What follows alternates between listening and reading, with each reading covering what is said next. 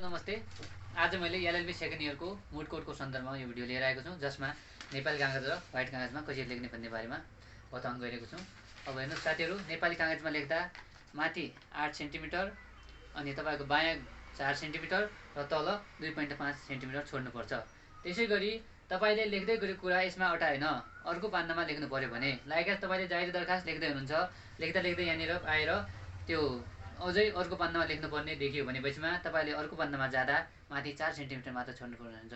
यदि सुरुदेखि गर्दै हुनुहुन्छ भने माथि 8, यदि लेख्दा लेख्दै भ्याइएन अर्को पन्नामा लग्नुभयो भने 4 सेन्टिमिटर र बायाँ 4 तल 2.5 सेन्टिमिटर, त्यो चाहिँ सेम हुन्छ। अनि त्यसै गरी तपाईँले व्हाइट पेपरमा लेख्दा कसरी लेख्नुपर्छ भनेपछिमा माथि 4 सेन्टिमिटर छोड्नुपर्छ अनि बायाँ साइडमा 4 सेन्टिमिटर र तल 2.5 सेन्टिमिटर छोड्नुपर्छ।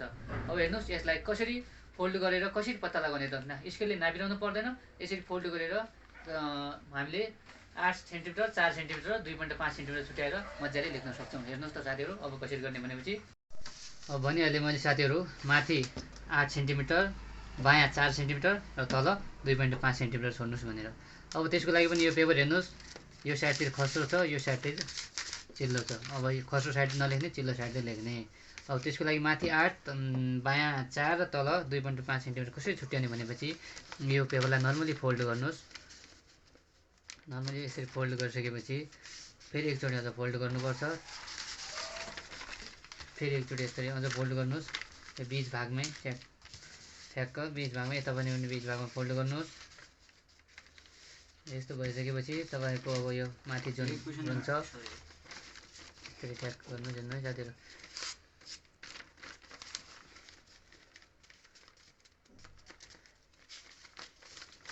जुन माथि रहन्छ यो भनेको तपाईँको 8 सेन्टिमिटर बाँकी रहन्छ। अब त्यसै गरी साइडको 4 सेन्टिमिटरको लागि यसरी फुल्ली फोल्ड गर्नुहोस्। फुल्ली फोल्ड गरिसकेपछि एकचोटि अझै फेरि यसरी फोल्ड गर्नुहोस्। यो फोल्ड गरिसकेपछि तपाईँको साइडको 4 सेन्टिमिटर यो रह्यो, माथि 8 सेन्टिमिटर रह्यो अनि यो माथि 8 सेन्टिमिटर रह्यो तपाईँको, अनि यता 4 सेन्टिमिटर रह्यो। त्यसै गरी तलको लागि तलको 4 त्यो 2.5 सेन्टिमिटर लागि यति गरेर तल यो सरदर 2.5 सेन्टिमिटर तल छोड्नुपर्ने हुन्छ। अब तल छोड्नुपर्ने कारण किनभने जस्तै लाइक साइनको लागि थम्बको लागि छोड्नुपर्ने हुन्छ र यता दायाँ साइडतिर चाहिँ पुरै च्यापेर लेख्नुपर्ने हुन्छ, दायाँ साइडतिर भने कति पनि छोड्नु हुँदैन। अनि त्यसै गरी नेपाली कागजको प्रोसेसमा कुरा गर्दाखेरि माथि 8 सेन्टिमिटर बायाँ 4 सेन्टिमिटर तल 2.5 सेन्टिमिटर सरदर भनिसकेपछि अब जस्तै लेख्दै लेख्दै गर्दा कुनै कुरा यसमा अटाएन, जस्तै म जाहेर दरखास्त लेखिरहेको छु, जाहेर दरखास्त लेख्दा लेख्दै मेरो यहाँनिर आएर भ्याएन, अझ लेख्नुपर्ने देखियो भने हामीले यो मुट कोड वान साइड मात्र लेख्नुपर्ने हुन्छ, दोस्रो साइडमा लेख्नु मिल्दैन। अब त्यसको लागि हामीले अर्को पेपर लिनुहोस्। अर्को पेपर लिइसकेपछि अर्को पेपरमा हामीले यदि सुरुवाती अवस्था हुने 8 सेन्टिमिटर छोड्नु पऱ्यो माथि, यदि पहिला नै उसको अगाडि पेजमा सुरुवात गरिसकेको छ फेरि कन्टिन्यू गरिरहेको छ भने त्यसको लागि फेरि तपाईँले माथि 4 सेन्टिमिटर मात्र छोडेर लेख्नुपर्ने हुन्छ, 4 सेन्टिमिटर मात्र छोडेर लेख्नुपर्ने हुन्छ। अब त्यसपछि तपाईँहरूको यो व्हाइट पेपरको लागि प्रोसेस के छ भनेपछिमा व्हाइट पेपरको लागि पनि सेम प्रोसेस छ। अब हेर्नुहोस्, यसको लागि अलि बिचमै फोल्ड गर्नुहोस्। सेम प्रोसेस भन्नाले माथि उसको 8 हुन्थ्यो त यसको 4 मात्रै छोड्नुपर्छ माथि।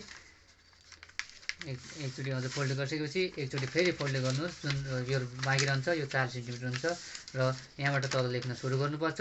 यसको दायाँ साइडतिर पनि त्यही सेम प्रोसेस हुन्छ, दायाँ साइडतिर पुरै च्याप्नुपर्छ भने यसको बायाँ साइडतिर भने सेम 4 सेन्टिमिटर पुरै छोड्नुपर्ने हुन्छ। 4 सेन्टिमिटर पोजिसन माथि मात्र 4 सेन्टिमिटर हो, अरू सेम प्रोसेस रहेको हुन्छ। यता 4 सेन्टिमिटर माथि पनि 4, यता पनि 4, यता 2.5 गर्दा त्यही सेन्टिमिटर हो। यो सेम यो गरिसकेपछि यो बाँकी रहेको आधा यहाँ सेम हुन्छ। अब भनिहालेँ यसको नेपाली कागज फेरि एकचोटि दोहोऱ्याइदिउँ मैले, माथि 8 सेन्टिमिटर जसको लागि फोल्डिङ गरेर एकचोटि फोल्डिङ गरेर फेरि फोल्डिङ गर्नुहोस्, ठ्याक्कै आउँछ। र तल साइड यताको लागि पनि 4 सेन्टिमिटर लागि पनि एकचोटि फोल्डिङ गरेर दोस्रोचोटि फोल्डिङ गर्नुहोस्, ठ्याक्कै हुन्छ। र बायाँ साइडतिर मात्र छोड्नुपर्छ अनि दायाँ साइडतिर पुरै च्यापेर लेख्नुपर्छ। माथि 8 सेन्टिमिटर र कन्टिन्यू गर्दा अर्को पेजमा लग्नुपर्दा 4 सेन्टिमिटर, तल सरदर 2.5 सेन्टिमिटर जसको सिग्नेचर थम्बनेलहरूको लागि हुन्छ। र यसमा व्हाइट पेपरमा भने माथि 4 साइड 4 र तल 2.5 राख्नुपर्ने हुन्छ। हस् त साथीहरू, धन्यवाद। आगामी दिनहरूको बारे भिडियोहरूको लागि पनि हाम्रो च्यानललाई लाइक सब्सक्राइब गरिदिनु होला, कमेन्ट गरिदिनु होला र यस्तै यस्तै भिडियोहरू मैले लिएर आउँदै नै छु। हस्, धन्यवाद।